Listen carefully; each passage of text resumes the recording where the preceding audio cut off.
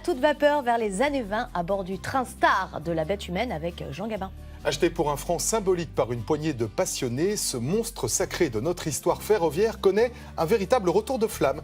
Qu'ils aient 20 ans ou 70 ans, aujourd'hui, toutes les générations s'affairent à lui redonner son lustre d'antan.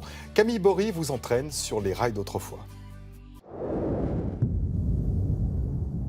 Message personnel maintenant aux nostalgiques et aux fanas de la vapeur. Un club de passionnés, le Pacific Vapor Club, vient de remettre en état une magnifique machine, la Pacific 231. Ces images datent de mars 1988. Une locomotive à vapeur des années 20 qui renaît de ses cendres. Son second souffle, elle le doit à la passion folle d'une association, le Pacific Vapor Club.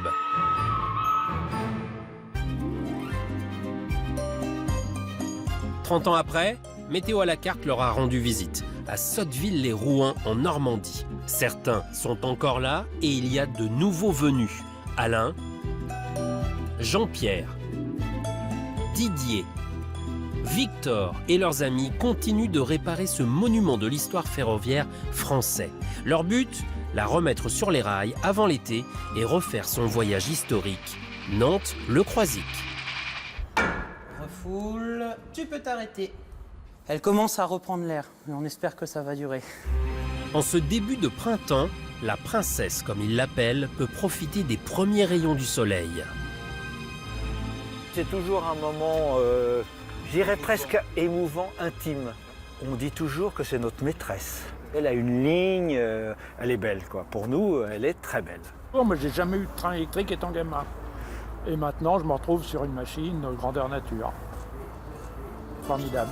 Et quelle machine! 13 mètres de long, 104 tonnes de métal et une réputation à en faire pâlir certaines vedettes de cinéma. Alors, elle a été célèbre tout simplement parce que Jean Gabin l'a conduite dans son fameux film qui, d'ailleurs, fête ses 80 ans cette année, La Bête humaine. Le mot locomotive provient du latin locus et motivus, littéralement un lieu mobile. Les beaux jours arrivent, c'est le moment idéal pour les rénovations. Alors après la Pacific 231, les bénévoles de l'association travaillent maintenant sur les wagons que la princesse tractera. Ici, il y avait de la corrosion tout le long, hein, on voit bien.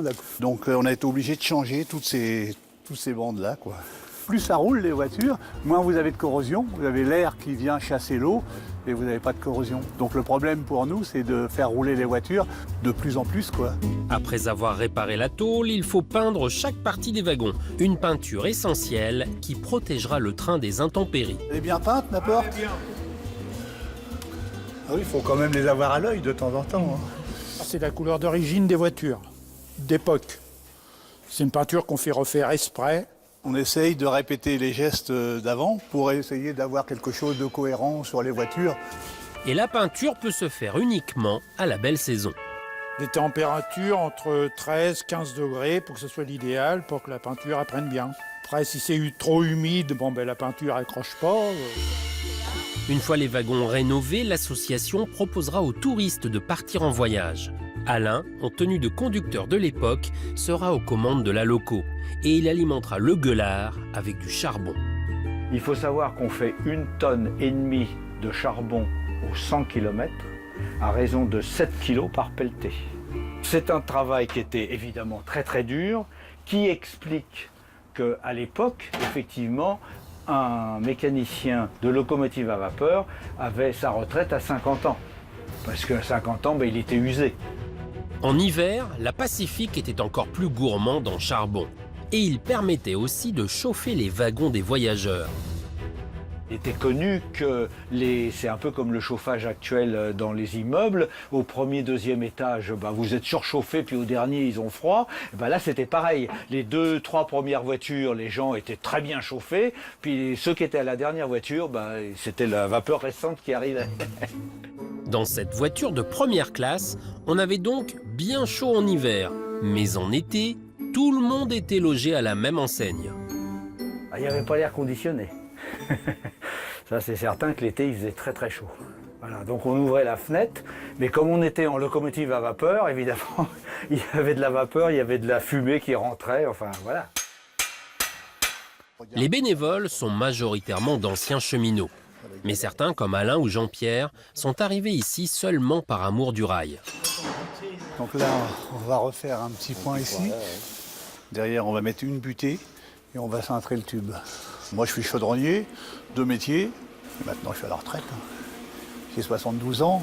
Alors, mais c'est agréable de travailler comme ça. C'est presque, comment dirais-je, indispensable. Vous voyez, je ne pourrais plus m'en passer. Vous savez, ici, il y a des gens qui ont presque 90 ans qui travaillent encore. Depuis sa création dans les années 80, le Pacific Vapor Club est devenu une grande famille. Jacques est un des premiers présidents de l'association. Il est entré à la SNCF en 1945.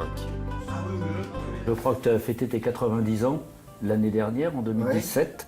Hein. Et la semaine prochaine, mes 91. Ah, la semaine prochaine, c'est 91. Donc Mes parents avaient une maison à proximité de la voie, entre Barentin et Motteville. Et je voyais passer les trains constamment. Il n'y avait même pas besoin d'horloge. Tiens, il est à l'heure celui-là. J'ai des bons souvenirs, puis ça me maintient en forme. La passion qui se transmet aussi aux jeunes générations. Moi j'ai 24 ans. Le train c'est un rêve depuis toujours. Je fais totalement autre chose dans la vie, mais c'est un espace de création géniale et je suis particulièrement amateur de vapeur parce que c'est vivant, parce que il y a quelque chose de presque animal. On voit une machine à vapeur fonctionner et ça me plaît depuis toujours. Si les rénovations vont bon train, le Pacific Vapor Club refera en juin prochain le fameux voyage Nantes-Le Croisic de 1968, 50 ans après, à bord de leur incroyable machine d'acier.